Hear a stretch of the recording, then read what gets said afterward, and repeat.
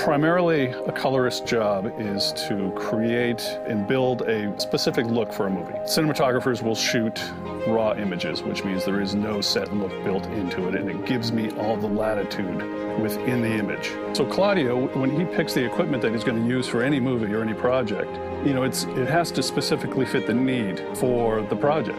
What's kind of fantastic about this drone is that we're able to shoot in the raw format and come in here and have great dynamic range. I'll be able to manipulate the images any way I want to.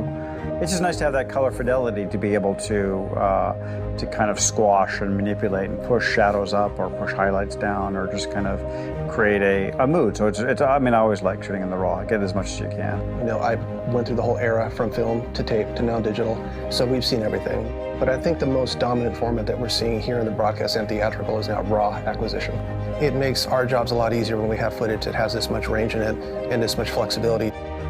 The Inspire 2 footage that I received for this film allowed me all the flexibility of the best possible image I could get. You know, the best possible exposure, color balance. These things that I need to make an image and make it look right are there. They're perfect.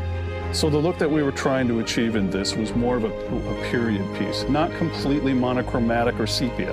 There's more color in it than that, and some saturated color.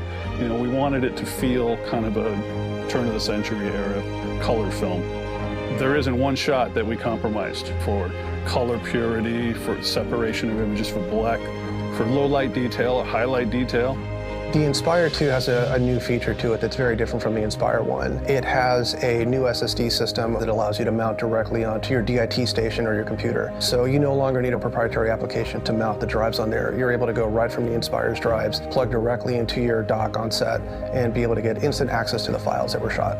There's 2 or 3 shots that are overhead shots where you assume, oh, you can only get that from a drone. But there's also walk and talk. I would never in a million years assume that was a drone. It can't be possible. It's too steady. It's too clean. There's no drift. There's none of the warbling on the outside of the edges. None of the typical stuff you get from drone footage. As you could see from what was shot on this short, it's pretty versatile, and you're able to capture some pretty stunning images from this, and they're highly stable. The Inspire 2 definitely has a new place in this industry. It's a revolutionary camera, and I definitely look forward to seeing this on more productions in the future.